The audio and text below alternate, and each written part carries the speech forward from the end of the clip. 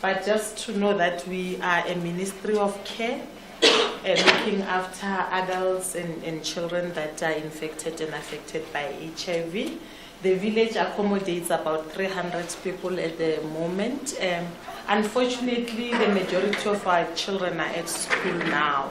So you will only have the opportunity to meet a few of the toddlers and babies that are in our care. But we will take you around in the facility. We've been around for the past 20 years. The stigma to HIV and AIDS is much improved. The risks are very minimal. We used to lose 5 babies a week. We have now lost 1 in 2 years. So there is availability of antiretroviral that the government is helping us with. So we're seeing that children are living longer with the illness, and most of the adults are also recuperating quite well. Yes. Behind you is our memory tree. The sparrows represent people that have lost their life within our facility.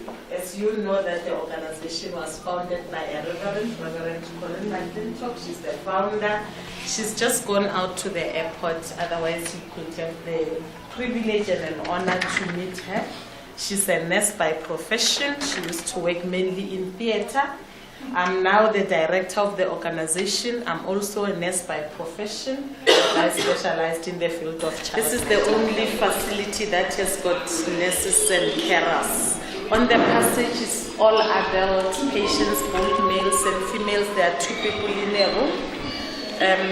We can just peep through, but unfortunately we can't go. On this side we've got a room for only women. If they recuperate from here, if they improve, then they recuperate for another month on the side room before we discharge them. And then this other side. So this is the ARV room for children only. So Sister Miriam is the sister on duty.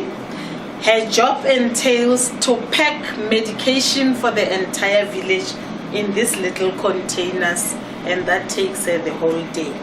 So this is all the suspensions. One of those.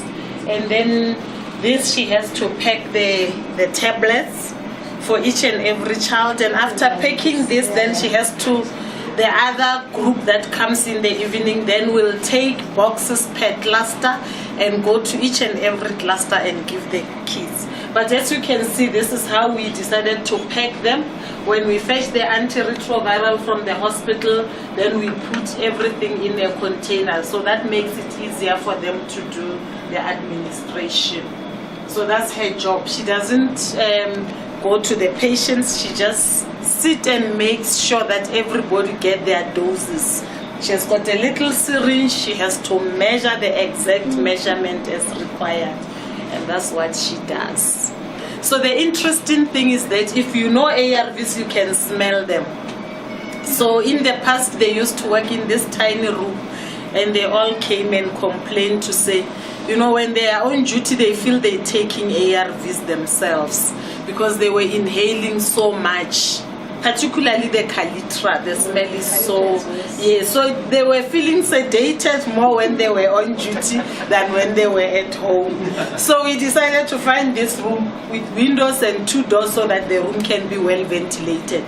We invited some pharmacists to come, and they said, yes, indeed, the room needs to be very much ventilated for the sake of the nurses that are continuously just dealing with the medication. Yeah. With the kids, less side effects. We don't see a lot of side effects with them, so they tolerate it very, very well. There are 3 bedrooms. You've got the mother's house. She's got her own bedroom and toilet. The mother's shift starts at 2 p.m. when the kids come back from school. She needs to be here to receive them, so that if a child is being bullied or troubled at school, she can relate that to the mother, like the way we will do at home. And from there, she will supervise their schoolwork, the very little ones. If she can, what she can't manage, she will send to the study center, and she will cook dinner here, but main lunch will be served where we were. And from there, she'll just sit with the kids. Here the age group, I think, is from between 7 and 10. They're all boys in this house.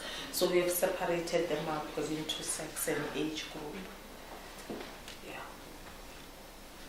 I'm sorry, you probably said this before we walked in. How many are in this unit? I think here they're 18. Between 18 and 20, others have got 16 children. In one house, in one dome. Yeah. And how, I know over the years we've seen more building. Are you looking to build more domes, or are you kind of stable at this point with that, or? We've just built 2 buildings. I'll take you to one of them because we realize that this kind of living is fine for a 9-year-old, but for 14, 15, 16-year-old, you need to make it feel more like home.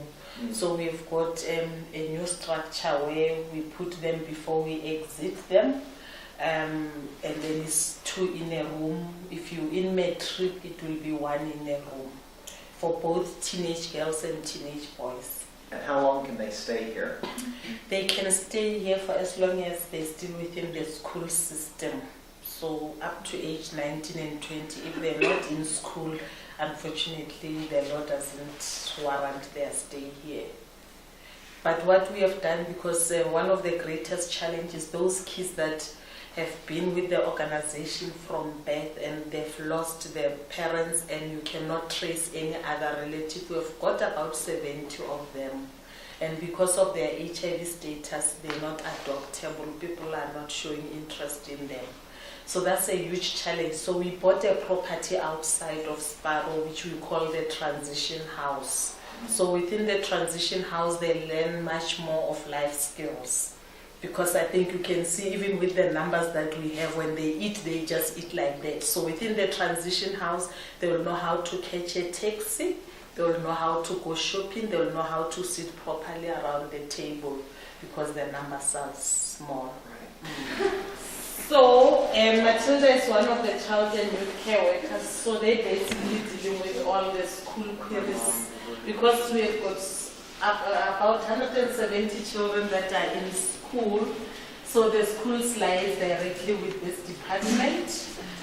Outings, school fees, uniform, the cupboards here are school uniform, like they need to know when the kids need to change from winter to summer, and they do the purchasing and the collection and the distribution, and now they're going to sit and assist the children with the schoolwork.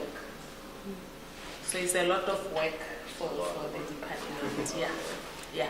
But you know, like over the weekend, they just move the tables aside, put the carpets, make popcorn, and the kids can watch movies. Every child has got the right to live within a community and within a family.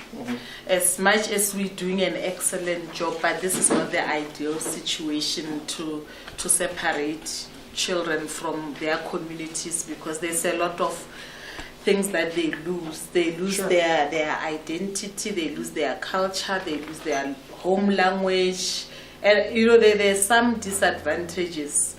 So as much as sometimes it is difficult, but if we know that there's somebody who's prepared to look after the child within the community, we're very happy with that. Sure. Yeah. But I guess for those that aren't, for the kids who really are orphaned, do they are they able to come back and visit, or do they keep in touch? They do, and you know, there's a lot of issues depending as to who's taking care of the child. There are other people that will take the child with the aim of adopting the child, and that child will feel like I belong. And then there are others that within the community they will be reminded about their HIV status. So it's a lot of I don't know whether I will say psychological issues with the children that are in our care. Sure. That maybe the community itself is not ready to deal with those issues. So it's challenging both ways. All of these students who are in this program are studying leadership. Wow. With the idea of leadership meaning make a change. What, I guess, lessons of leadership have you learned from this that you maybe didn't know before you started working here? I think there are a number of things that I've learned since I've been here for the past 4 years. That you cannot just meet a person who's HIV positive and already assume that the person is promiscuous, because children that are here have got no idea how they got the virus. But tomorrow they will be adults, and when they are adults, it's very easy to judge them. But we don't understand where they come from. So I've learned never to be judgmental. I've always been a good listener anyway because of my background. So I've always listened, and I've always treated everyone uniquely and individually as possible as I could. But also to more of use participative type of management in leading an organization as big as this one. You know, so in other ways, never impose. Sit down with people and take ideas. So I like people to throw everything, and then from there we select the best, and we basically, together with the children, we are leading the organization. So say more about that. So they have the children, like especially the ones who are living here, they have a role to play in how they set the rules in the house? Yes, they set the rules in the house. They've got like a timetable, who does the cooking tonight, who does the cleaning. And if there's a problem, they will always come sit and say, we're experiencing a problem here. How do we deal with this kind of a person when they display this kind of behavior? So in a way, we have taught them also to say every behavior talks to us. So if somebody is just so difficult, we need to understand what is causing this person. Unless we understand the cause of that behavior, then we won't be able to help. So almost like, you know, if you misbehave, we look for the goal. What is it that you want to achieve? If you want to be in power, then we will deal with you accordingly. You know, if it's revenge and anger and rage, we will also try and assist where we can. But the rules are the same, you know, in all these clusters, so the kids knows. The mother, they've got a mother here, and the mother's role here is just to say, you know, nobody jumps through the window, because we all know teenagers can do anything.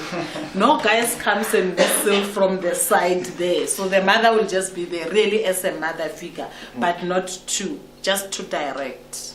Yeah. Now, when you say mother, you mean, is it somebody's biological mother, or the person who's... We call them the house mothers. Right, okay. Yes, so that's what we were, okay. Yeah, even in this house there is a house mother, but she really is just here to make sure that things are fine, because like she's not here and she's gonna come, the house is spotless clean. How they cleaned, when they cleaned, I've got no idea. Right. Yeah. But you don't want to know that. Yeah. Yeah, so they keep in their place nice.